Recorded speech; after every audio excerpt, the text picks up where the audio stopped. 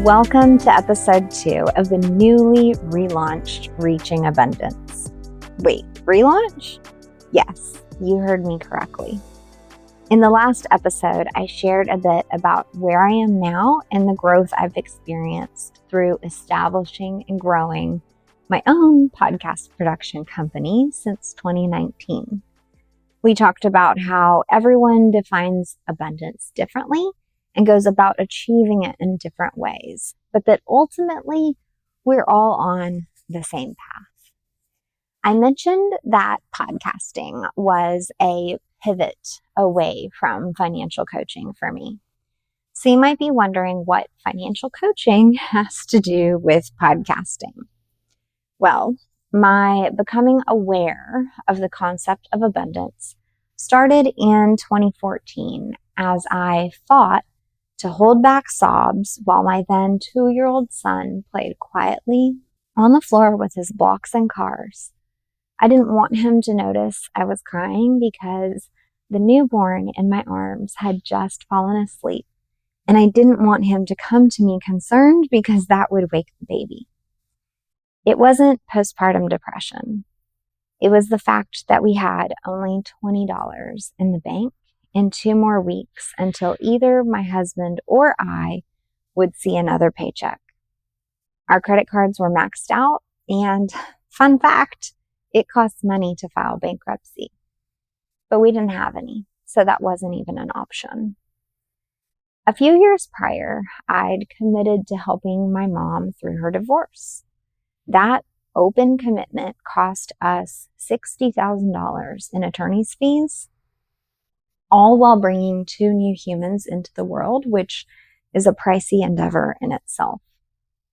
The situation became overwhelming, and I found myself juggling credit cards in addition to daycare costs, hospital bills, and normal things like house payments and utilities.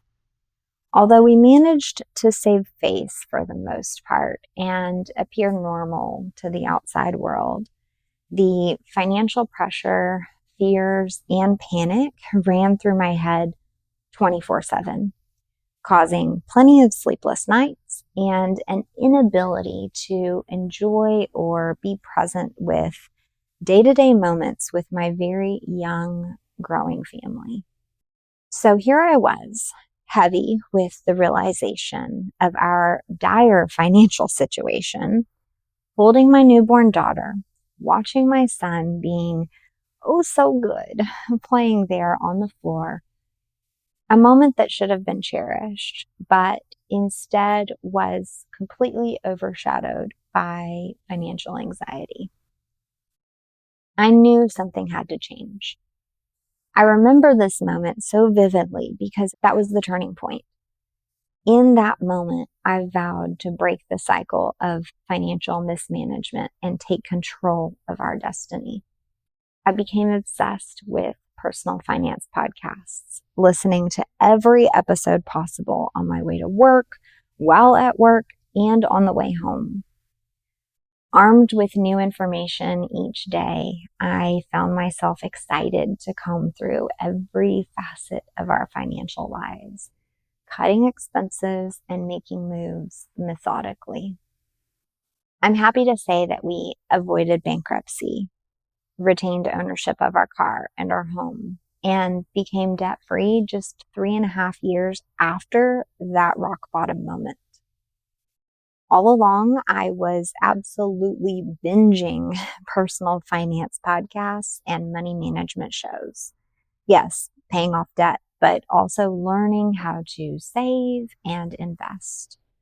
The journey was tough, but it was also really exciting. And I wanted to share what I was doing and how I was doing it, just like these podcasters who, in my mind, had become some of the most trusted advisors and, dare I say, friends that I knew. It wasn't about paying off debt. It was with each podcast episode, I recognized the significance of financial education and its transformative impact on a family's well-being. That's what inspired me to become a financial coach and launch my own podcast. My eyes were opened to the broader implications of our financial choices, and other moms needed this information too. So, the journey toward this immediate goal of debt freedom became a pursuit of breaking generational cycles and a commitment to shifting the trajectory of my family's financial future for generations to come. This new to me concept of abundance extended beyond just financial stability.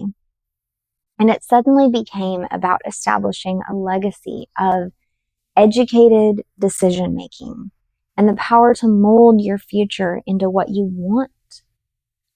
You see, listening to personal finance podcasts absolutely changed my life. They didn't know it, but these podcasters had become my mentors, guiding me through some of the hardest moments of my life and actually helping me define concepts for myself like alignment, freedom, legacy, and even wealth. So, of course, I started out wanting to shout this stuff from the rooftops and help every other mom I knew. But here's what else happened. I learned a lot about myself during my short time as a financial coach. I learned that I'm really, truly an introvert, and that attempting to be the owner, content creator, and operator at that time without a team wasn't healthy for me. These concepts I learned about using money in alignment with your values helped me recognize misalignment in my day-to-day actions when it came to work, how we ran our home, and my own actions throughout my day. So when I got the chance to be the behind the scenes operator, coordinator, and editor of other personal finance podcasts, it was like a dream come true. I got to participate in the financial space, helping financial advisors, planners, coaches, and other passionate professionals reach people and help change their lives, all while being safely behind my screen as a comfy, cozy introvert. I share this rock bottom financial story with you because it's why and how I became a podcast editor and manager. And because most entrepreneurs have a not so pretty phase or experience that helped steer or flat out create their future. At first, say 2014 to 2019-ish, abundance meant having enough money to cover expenses, get debt free, and go to bed not worrying about money. Now, as a business owner, it still means those things, just on a bigger scale. There are new facets to it as well. Things like time freedom, location freedom, impact, legacy, and changing other people's futures in a positive way also have a place in my definition of abundance. I know firsthand the power of sharing what you do, how you help people, and providing educational content via your podcast, because listening to podcasts truly changed my life. So if you're ever hesitant or felt unsure of whether podcasting works, let this be the ultimate testimony to convince you that it does. People are out there waiting for your business and your podcast to help them. Never forget that. Now that you know why I started this business and the passion behind it, let's reset the scene.